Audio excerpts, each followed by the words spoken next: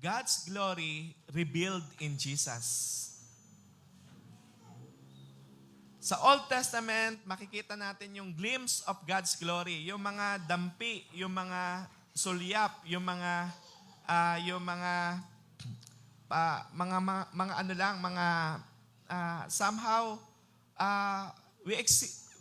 they are experiencing yung mga mga hindi pa ganun kabongga na pagka-experience ng glory ng Panginoon. Paano yun? Gusto kong explain muna ng konti yung about the glory of God. The glory of God, thinking about yung glory of God, pag nararanasan mo yung presence ng Panginoon, yung pagiging malapit ng Diyos, yung alam mo, nandoon ang Diyos, alam mo, kumikilos ang Diyos, you are experiencing the glory of God. Yun lang sa madaling salita ang pinag-uusapan natin. At sa Old Testament, they are experiencing yung sinasabi ko nga kanina, yung the glimpse of God's glory. Yung naranasan nila yung glory of God doon sa, habang naglalakad sila doon sa ilang, with pillar of clouds by day and pillar of fire by night, yung mga Israelita. Kasi very obvious na sinasamahan sila ng Panginoon, ginagabayan sila ng Panginoon, merong mga patnubay ang Panginoon sa kanilang buhay. Yung mga miracles ng Panginoon na naranasan nila, yung nahati, yung dagat na pula, yung bumaba, yung mana, yung pagkain, yung sa desert, nakaranas sila na yung pinalo lang ni Moses, yung bato, lumabas ang tubig at naiinom na nila. So they are experiencing somehow the glimpse of God's glory. At yung marami pa pong mga experiences sa Old Testament. Pero ang good news sa New Testament, we are now studying from Old Testament. Ngayon, yung glory ng Panginoon is being revealed in Jesus. In the New Testament, the glory of God stepped into the world in the person of Jesus Christ. Si John mismo ang siyang sumulat sa John chapter 1, verse 14. Tingnan natin ang sinasabi ng salita ng Panginoon. The Word became flesh and dwelt among us, and we beheld His glory, we have seen His glory, the glory as of the only begotten of the Father, full of grace and truth. Dito, sinasabi ni John, we beheld His glory, we experienced His glory, we have seen His glory. Not in a cloud, hindi katulad ng sa Old Testament, yung parang cloud lang. Not behind a curtain, hindi lang doon sa tabernacle na kasi sa tabernacle, doon inilalagay yung ng Panginoon, yung kaba ng tipan. At doon ay na-experience nila yung glory ng Panginoon. Not behind a curtain, doon sa tabernacle, but in a person of our Lord Jesus Christ. Naranasan nila mismo ang presensya ng Diyos sa pamamagitan mismo ng ating Panginoong Hesus. Ito yung pagtutuunan natin ng pansin. Na how is God's glory revealed in Jesus? Paano ba nare-reveal ang kalwalhatian ng Diyos sa pamamagitan ng ating Panginoong Hesus? Ito yung pagtutuunan natin ng pag-aaral ngayong umagang ito. So, ilang mahalagang bagay. Number 1, Jesus is the glory of God in human form. Siya ang siyang kalwalhatian ng Diyos na nakikita mismo o na-experience mismo sa katauhan na lupa, yung physical body, nakikita mismo, nahahawakan. Kasi sabi ko nga kanina, in the Old Testament, God's presence lived in a tabernacle. Pero doon nga sa John chapter 1 verse 14 na binasa ko kanina, the Word became flesh and dwelt among us. Sumasama na sa atin, nananahan na sa atin ang presensya ng Diyos sa New Testament. Dito, parang gusto sabihin ng Bible, God was no longer confined to a tent or a temple. He was walking among people. Tingnan niyo, no? Napaka-blessed naman ng mga disciples, napaka-blessed naman ng mga tao sa kapanahunan ng Panginoong Hesus. Mismong nakikita nila ang glory ng Panginoon sa katauhan mismo, physical ng ating Panginoon. Yung physical body, hindi perfect yung physical body ng Panginoong Hesus nung narito. Nananahan lang kasi siya sa human form. So, wag natin isipin. Pero yung glory of God ay nandoon mismo sa person ng ating Panginoong Hesus.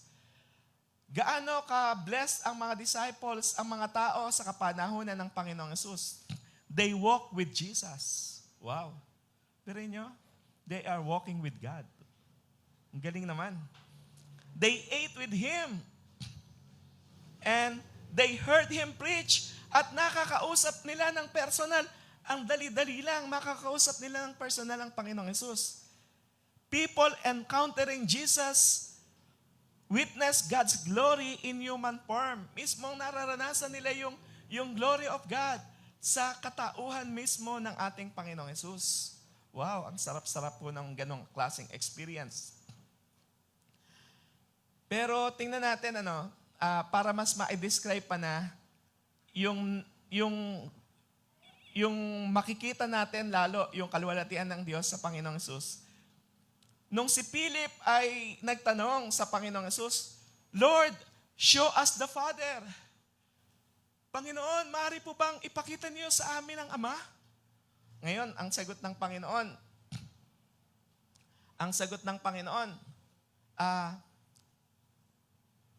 kung para maipakita kung sino talaga ang Ama o para makilala ang sino talaga ang Ama, Jesus responded, He who has seen me has seen the Father. Tingnan niyo yung respond ng ating Panginoong Hesus. Kung ano yung nakikita sa Ama, kung ano ang nakikita sa akin, yun na rin ang nakikita ninyo. Parang nakita nyo na yung Ama. Ganito yung gusto niyang sabihin, He was not saying, He was just merely a messenger from God. Hindi lang siya basta't mensahero ng ating Diyos, kundi ang tinutukoy dito, He was saying, He perfectly reveals who God is. Dinidescribe mismo ng Panginoon sino talaga ang Diyos sa katauhan ng ating Panginoong Hesus. And if you really want to know what God is like, look at Jesus. Alam nyo, tingnan lang natin ang Panginoong Hesus, makikita na natin ano ang katangian ng Ama. Sinasabi ko nga kanina, not yung physical form ng Panginoon. Kasi yung physical form ng Panginoon, it's not perfect. Kasi He is just borrowing a human flesh. Nakikipamuhay tayo. Lahat ng tao dito sa ibabaw ng lupa is not perfect. Yung glorified body lang natin ang magiging perfect. Pero yung mismong ang Panginoon, syempre perfect yon. Pero yung form ng Panginoon sa physical, it's not that, kundi yung mismong katauhan ng Panginoon. Sa madaling salita, Jesus is the clearest picture of the heart of God. Siya talaga yung picture na makikita mo na siya mismo ang makikita mo na ang Panginoon, ang Diyos mismo. Kaya nga, sa totoo, alam naman natin lahat, Jesus is Lord, not just Lord, He is our God. Amen. Amen. So, nothing to doubt about it. What Jesus, tingnan natin para makita pa natin yung heart ng Panginoon. Makilala pa natin ang Panginoon. What Jesus feels about people. Ano ba ang napipil ng Panginoon sa mga tao? we repeatedly see that Jesus was moved with compassion. Ito ay isa sa katangian ng Panginoon na ang Diyos sa katauhan mismo ng ating Panginoong Hesus, makikita natin palaging He was moved with compassion. When Jesus saw the crowds, the Bible says, He was moved with compassion because they were like sheep without a shepherd. Ito ang puso ng ating Panginoon. Imagine niyo, no, na ang Panginoon ay merong puso sa mga lost, sa mga tired, sa mga broken, sa mga it seems mga defeated ng mundong ito. If you feel like that, yun ang gusto ng Panginoon na sabihin na nung nabubuhay ang Panginoong Hesus dito sa mundong ibabaw, pag nakakakita ang Panginoon ng bulag, He was moved with compassion. Hinihil niya yung bulag. Pero kinakailangan yung bulag ay lumapit sa Kanya. Hinihil niya yung mga broken, hinihil niya yung mga sick, yung mga nangangailangan, kinakatagpo ng Panginoon. Nung nagugutom ang mga tao sa ilang, He was moved with compassion. Gumawa siya ng miracle para pakainin ang mga tao sa ilang. Nung merong inaalihan ng masamang espiritu, pinalaya ng Panginoon. And that is our Lord Jesus Christ. Amen. So, imagine niyo, no, ganito yung picture ng Panginoon para mailarawan natin ng Panginoon. Parang katulad siya ng ang isang pasyente na ipinasok sa ospital, may pagkakataon, hindi naman pang emergency, di ba? Yung pupunta lang sa ilalagay lang sa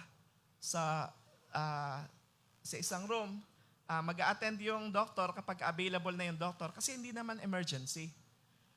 Pero yung mga emergency cases, alam niyo, di ba, dinadala yan siyempre sa emergency room. At yung mga doktor doon, attentive na dapat yung mga doktor doon, dapat aasikasuhin na talaga siya agad ng mga doktor. Thinking about yung dapat na ginagawa ng mga doktor. Kasi minsan sa ibang ospital hindi ata ganon. Pero ito yung dapat na ginagawa. Attentive na agad sila, ready na agad sila. Tutulungan na nila agad yung nasa emergency room. Alam niyo, ganon na ganon ang Panginoong Hesus. Kapag nakikita niya yung ating mga buhay, mukhang kailangan mo na ng tulong. Alam niyo, ang Panginoon, gustong-gusto na agad lumapit sa iyo. Gustong-gusto na agad na tumugon sa iyo. Gustong-gusto na agad na isolve ang problema mo. This is the heart of our Lord Jesus Christ. And this shows us what is exactly God-like. Ano ang katulad ng ating Panginoon? Ganito ang ating Diyos. Ito yung puso ng ating Panginoon. Amen. Amen. So, hindi natin, paano natin makikitang mararanasan mo na yung glory of God doon sa bagay na yon?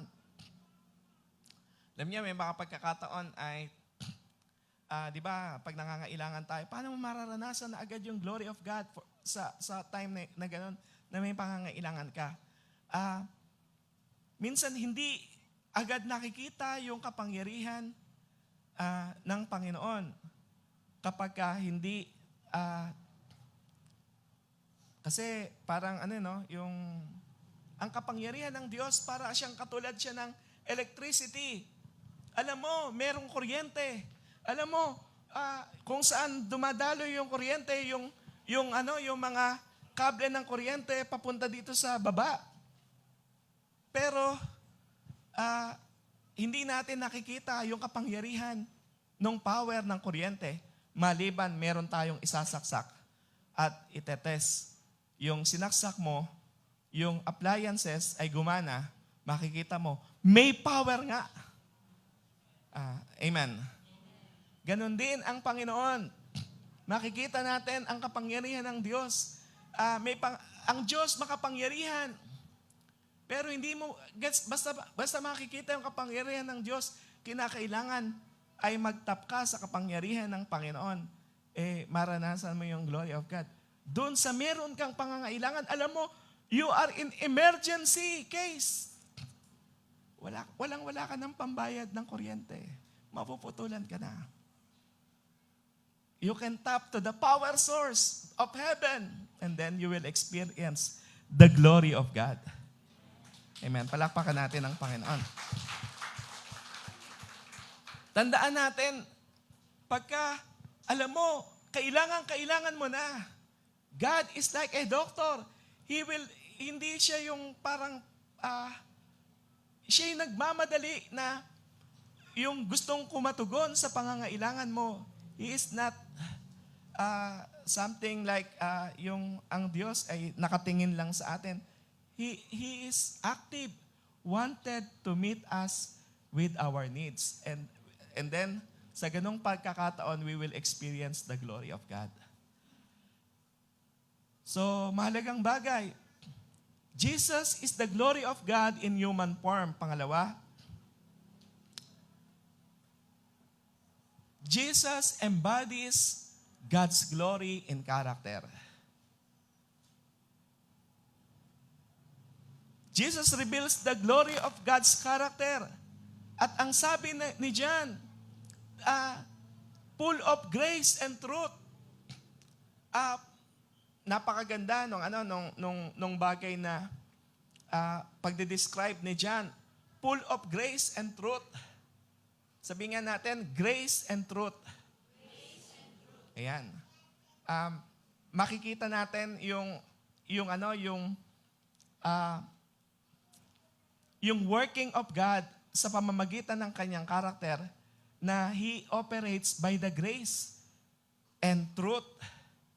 Kasi sa totoo, He is God. He is holy. Tayo, mga sinners tayo. Dapat paparusahan tayo. Kasi siya ay banal. Hindi pwedeng mahaluan ng yung banal ng makasalanan.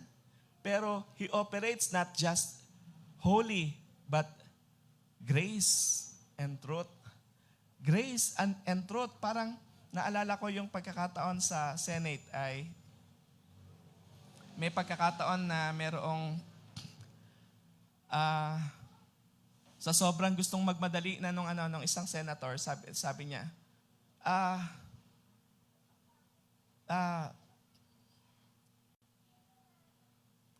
we should bend the law.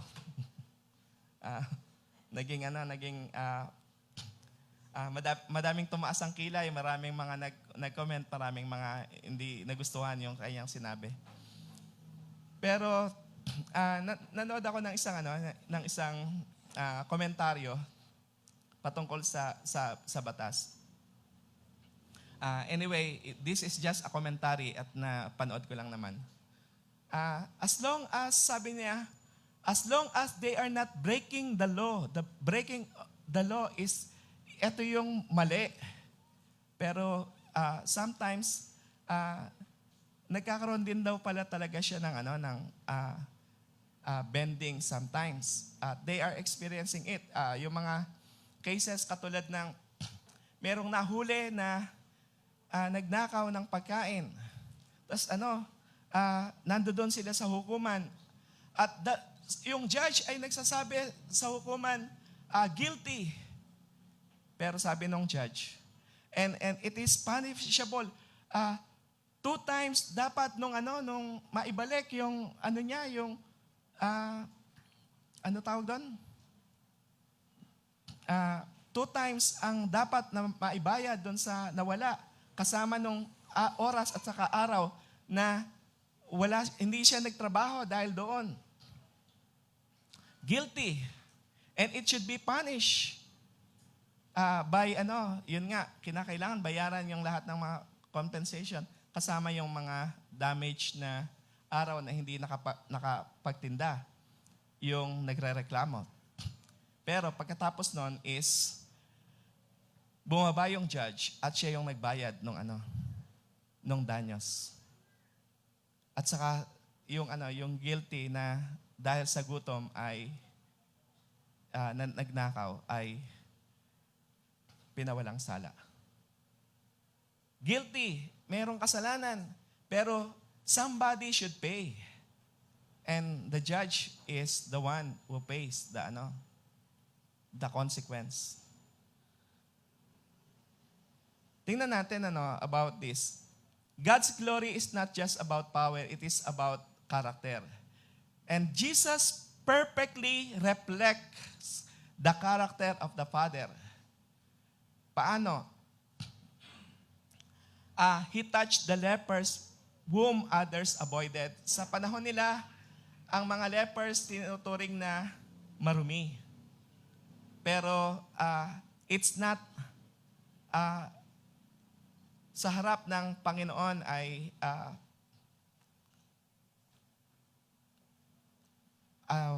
walang itinatangi ang Panginoon. He touched the lepers whom others avoided.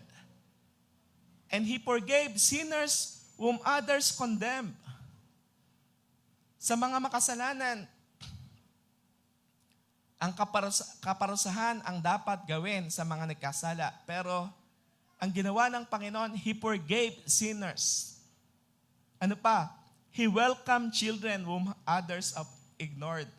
Diba? May mga pagkakataon, palalapitin ng mga tao, ang mga bata sa Panginoon. Lumalapit yung mga bata sa Panginoon, yung mga tao, iniiwas sa Panginoon. Pero hindi. This is how Jesus responds to sinners. Tingnan natin, Marami, kapag may kasalanan, ang galit ng tao ang siyang kinakaharap ng taong nagkasala. Common naman yan. Gusto talaga ng mga tao, siyempre, i-punish yung mga makasalanan. Pero tingnan natin dito, paano nag-ooperate yung grace and truth. In Jesus, we see two beautiful truths. Grace. Ang ibig sabihin, God's mercy towards sinners. Nung merong woman caught in adultery, inilagay siya sa gitna. Tapos yung mga tao sa pumalibot sa kanya, handang-handa na nilang batuhin ang babae na nangangalo niya. Kasi yung mga leaders, gusto naman ng mga religious leaders, ang correction o yung tamang response sa makasalanan ay parusahan ang makasalanan. Ang gustong-gusto nila yung judgment, not restoration. Pero tingnan natin ang Panginoon. Sa Bible, makikita natin yan. Yumuko ang Panginoon, sumulat sa lupa. Tapos sabi ng Panginoon, kung sino ang walang kasalanan, sino sa inyong walang kasalanan, siya yung unang bumato. Isa-isa sila, yung mga nag-aakusa dun sa babae, isa-isa, nag-aalisan. Mula sa pinakamatanda hanggang sa pinakabata. Alam nila sa kanilang sarili, may mga kasalanan din kami. Pero, guilty sila sa kanilang sarili. At nung wala na yung mga tao, sabi na sa babae, neither do I condemn you. Go and sin no more. Tingnan ninyo ang sinasabi ng Panginoon. No condemnation, kundi compassion. Yung sinabi ng Panginoon, go and sin no more. Ang gustong sabihin ng Panginoon is, huwag kang manatili sa iyong kasalanan. Mabuhay ka na sa katotohanan.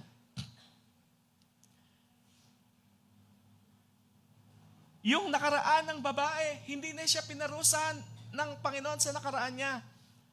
He pointed her to her future. Yung future mo dapat mabubuhay ka na, hindi na nagkakasala. o hindi ka na nabubuhay sa kasalanan. Ano ginawa ng Panginoon?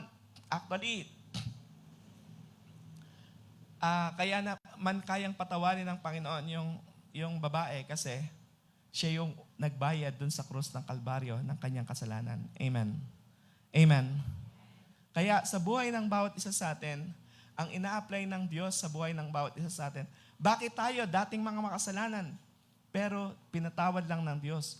Ngayon, pwede na tayong makalapit sa Diyos kasi in-apply ng Diyos yung grace. At yung truth, sa totoo, mapaparusahan yung babae dahil sa kanyang kasalanan. Pero yung truth doon is ang Panginoon ang siyang namatay para sa kanya. Amen. God's holiness and righteousness. Kaya yung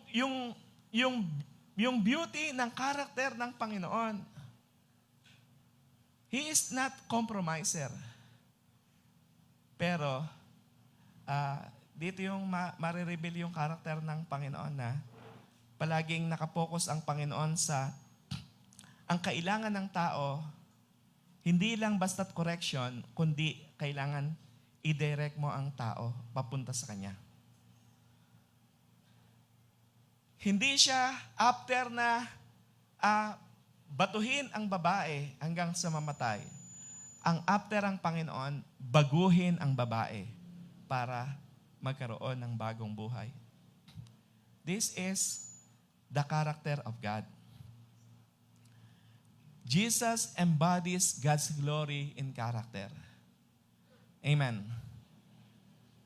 Nawa, na-experience natin yung glory of God. Makasalanan din tayo. Pero, alam natin, pinapatawad tayo ng Panginoon by the grace of God. Amen. We are living by the grace of God. Kung nakikita mo yung sarili mo, mukhang hindi na ako tatanggapin ng Panginoon, mali ka. Kasi willing ang Diyos, tanggapin ka pa rin. Ilang beses na akong nagkasala, ang gusto makita ng Lord, ilang beses kang tumatayo. Hindi ilang beses kang bumagsak. Pastor, hindi nyo alam kung gaano kalaki yung naging kasalanan ko.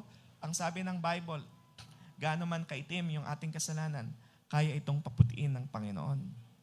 Katulad ng isang niebe, ng isang yelo, na wala kang makikita na bahid ng ibang kulay. Pangatlo, tingnan natin ang glory ng Panginoon. Jesus uncovers the glory of God's love on the cross. The greatest display of God's glory was not the miracles. Minsan na-amaze tayo. Nag-miracle ang Lord sa akin. Naranasan ko yung glory of God. Walang-wala ako, pero binless ako ng Lord. More than enough yung binigay sa akin ng Panginoon. And that's good. Pero, mas makikita natin yung malaking kaluwalhatian ng Diyos doon sa krus. Bakit? Kasi sa John chapter 12 verse 23, sabi ng Bible, the hour has come that the Son of Man should be glorified. Ito yung pagkakataon, ito na yung dumating na yung oras na mag-glorify ang anak. Ang tinutukoy niya, ipapako na ang Panginoong Hesus sa krus. Ipapako na ang Panginoong Hesus doon sa krus. Tingnan niyo, no? Talking about the cross, pagka pinag-uusapan yung cross, yung mga nagbubuhat ng cross nung araw, yung mga pinapako sa cross nung araw, sila yung mga talunan, sila yung makasalanan, sila yung mga nakakahiya, yung kalagayan. Pero, tingnan ninyo yung cross. Yung cross versus, ito yung glory of God. The glory of God in the person of our Lord Jesus Christ. Ito yung cross. Yung cross, shame, suffering. Ang cross ay defeat sa maraming mga tao. Pero dahil ang cross ay, ang glory of God ay nasa person ng Panginoong Hesus. The person of our Lord Jesus Christ versus the cross. Natalo ang cross. Ano nangyari? The cross was the ultimate revelation of God's glory. Ito na ngayon ang nangyari. Yung cross na dati-dati, ang tingin ng maraming mga tao pag nakikita yung cross, wala nang kapag-asa, talo na. Sobrang na yan, pinakamababang kalagayan ng tao. Pero nung naipako ang Panginoong Hesus dun sa cross, tinalo niya even yung shame, yung defeat, yung lahat ng pwedeng mangyari sa cross. Bakit? Dalawang mahalagang bagay. The cross reveals God's justice against sin. Tingnan natin at the cross, Jesus took that punishment. Lahat ng, yung cross ay dito binayaran ng Panginoon lahat ng mga kasalanan natin. Amen. Amen. Pinakamalaking problema ng tao ay kasalanan. Pero, dito, binayaran ng Panginoon sa pamamagitan ng siya yung na-punish dun sa cross. God is holy and righteous. He cannot ignore sin. Sin is not a small mistake. It is rebellion against God. Pero God is judge. God is just. Sin must be judged and punished. At siya ang nagpapako sa krus. Another, the cross reveals God's love for sinners. Sa totoo, bakit? Ano yung nire-reveal ng cross? Hindi siya nagpapako sa krus para lang ma-glorify siya. Kundi, ang purpose ng Panginoon sa pagpapako sa krus, Jesus did not die for good people. He died for sinners. Mismong tayo na mga makasalanan ay yun ang dahilan bakit pumayag ang Diyos magpapako doon sa krus. Ipinakita niya yung malaking pagmamahal niya sa ating mga buhay. Kaya nga may mga pagkakataon,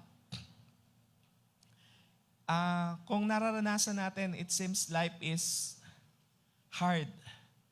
Life is somehow nadidipit tayo ng mga sitwasyon natin. Parang, di ba, yung sobrang nahihirapan tayo, nabibigatan tayo, o kaya parang natatalo tayo ng mga sitwasyon natin. Sa family ay mukhang hindi natin makita may mga pagkakataon, no? Sa pamilya, may nakikita tayong problema sa family na parang hindi ma-solve. Pero ibinigay nga ng Diyos ang kanyang buhay. How much more yung mga pangangailangan ng bawat isa sa atin. Amen. And that is how the glory of God is working sa buhay ng bawat isa sa atin. Jesus loved us even though we are nothing. Huwag mong isipin, kasi hindi naman ako gaanong mabait. Konti lang. Hindi. Kahit sinners pa nga lang tayo, pinagtiyagaan na tayo ng Panginoon. Ngayon pa, medyo mabait na tayo. Medyo mabait na tayo. Di ba? Alam ng Panginoon yung mga failures natin. Alam ng Panginoon yung mga weaknesses natin. Alam ng Panginoon yung mga kakulitan natin. Pero alam nyo, huwag tayong mahiya na humingi sa Panginoon. Huwag natin isipin na, siguro sila Pastora Tini lang ang gagrant yung request kasi mabait. Huwag natin isipin yung bagay na yun. Kasi mas mabait tayo kay... Hindi, biro lang. Hindi. Nawala tuloy ako sa message ko. Hindi, isipin natin, gaano man tayo kakulit, hindi gaano kabait, ang nagwo-work sa atin, bakit tayo tutugunin ng Panginoon? Bakit tayo tutulungan ng Lord? Alam niyo, ang working ng Panginoon sa atin is by the grace of God. Amen. Grace of God ang nagwo-work sa buhay ng bawat isa sa atin. Not just yes, He operates by the truth, pero nag-ooperate din siya by His grace. The cross reveals the glory of sacrificial love. Kasi ang nag-sacrifice para sa atin, ang nagbayad, walang iba kundi ang ating Panginoon. At lalong naluluwalhati ang Panginoon kapag tayo na dati-dating mga talunan at nakikita na ng Diyos na tayo nagtatagumpay, alam nyo, lalong naluluwalhati ang Panginoon sa ating buhay. Kapag ang buhay natin, alam natin dating patapon, pero ngayon, merong direksyon. Alam nyo, lalong naluluwalhati ang Panginoon. Jesus uncovers the glory of God's love on the cross. Pang-apat, the resurrection of Jesus proves that the glory of God cannot be defeated. Hindi lang siya namatay sa krus at binayaran yung ating mga kasalanan. Ang good news is, nabuhay siyang muli mula sa kamatayan. At dahil nabuhay ang Panginoon mula sa kamatayan, Jesus reveals the glory of God's power through resurrection. Grabe. Bakit? Kasi the resurrection proves that the glory of God is victorious. God's power over sin. May kapangyarihan siya kaysa sa kasalanan. God's power over death. May kapangyarihan siya kahit sa kamatayan. May kapangyarihan siya kahit na sa libingan. Ang Panginoon is, nakakatuwa. Ang Panginoon is more victorious sa lahat ng mga pwedeng magdipit sa buhay ng bawat isa sa atin. Kaya nga, ang anak ng Diyos should live a victorious life. Bakit? Ang Diyos natin is victorious. Amen. The more you are experiencing success, a victorious life, the more God is being glorified. Kaya sa buhay ng bawat isa sa atin, gustong-gusto ng Diyos, tulungan tayo. Gustong-gusto ng Lord na magtagumpay tayo. Gustong-gusto ng Lord, umangat tayo. Alam niyo, kalooban ng ating Ama na mapabuti yung ating mga kalagayan. Amen. Pwedeng palapakan natin ang Panginoon.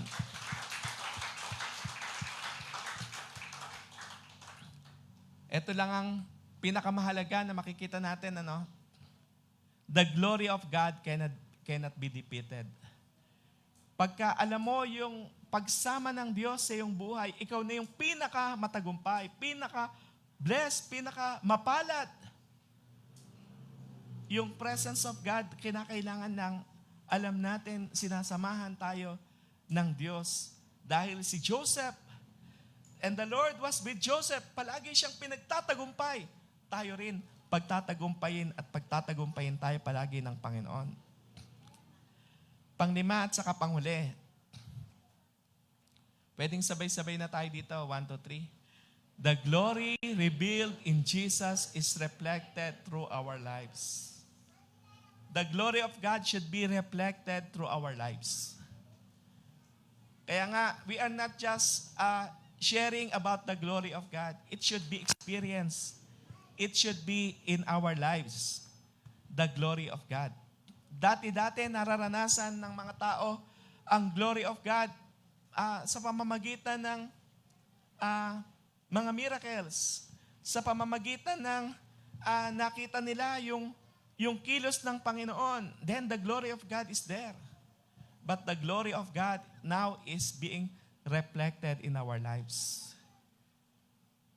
This is the beauty of God. Jesus reveals the glory that transforms us. The glory revealed in Jesus is not only something we admire. It is something that transforms us. Sa 2 Corinthians 3 verse 18, sabi ng Bible, we all, beholding the glory of the Lord, are being transformed into the same image from glory to glory. Last week ay pinagtuunan na natin ng pansin yan, pero magandang bagay na nakikita natin patuloy na yung pagbabago na ginagawa ng Diyos sa atin is yung nangyaring pinatawad niya yung ating mga kasalanan, binabago niya yung ating puso, at patuloy pa tayong dinadala niya sa patuloy na pagbabago. Ang pagbabago na yon ay lalo nating makakamuka ang Panginoon. When we encounter the Lordship of Jesus, ano nangyayari? Our hearts change. Our desires change. And our lives change. Binabago at binabago tayo ng Panginoon. Amen. Alam nyo, kaya nga, yung mga nakakilala sa Panginoon, tinuturing ng Bible, wala na yung dating pagkatao. Lahat ay pawang bago na. Mula sa puso, yung iniisip natin, ikinapapamuhay natin, ito'y makikita na sa ating mga buhay. Ito yung picture ng glory of God, makikita in the person of our Lord Jesus Christ. Ang good news, pag nabubuhay tayo sa kalooban ng Diyos, makikita na ngayon sa buhay ng bawat isa sa atin. Amen. So, the more we behold Jesus, the more His glory shapes us, and the more His glory is changing us. Dati-dati, sa Mount of Sinai lang na-encounter ang Panginoon. Burning bush. Pero tayo, when we pray, right now, dati-dati, yung prayer nila, dati-dati, kailangan pa ng priest, kailangan pa ng mediator. Ngayon, hindi na. Because the glory of God is now available to each and every one of us. Pwedeng-pwede, sa prayer closet mo, mararanasan mo na ang Panginoon personally. Amen. Kaya iba ang glory of God nung Old Testament. Iba ang glory of God sa kapanahonan natin sa kasalukuyan. Sa kapanahonan natin sa kasalukuyan, mararanasan natin. Hindi lang kwento ang glory of God. We are experiencing the glory of God personally sa kanya-kanya nating mga buhay. Amen. Ang pinakamapalad na nabubuhay sa ibabaw ng lupa, yung nabubuhay siya, nararanasan niya yung kaluwalhatian ng Panginoon. Sige nga, palakpakan po natin ng Panginoon. Kaya nga, mauhaw pa tayo sa Panginoon. Solohin pa natin ang Panginoon. Alam niyo yung maganda, kung gusto natin, ang tama na pagiging makasarili, lahat ng pagiging makasarili, mali, di ba? Pero yung may tama na pagiging makasarili, maging makasarili ka na solohin mo ang Panginoon. Yun yung pinakatama na pagiging makasarili. Yung basta't ikaw, i-desire mo, mas lalo mong mamimit ang Panginoon sa iyong buhay. Alam niyo, hindi nakakasawa. Yung 1 minuto dati, magiging 5 minuto, magiging 10 minuto. You can experience the glory of God even in your prayer closet.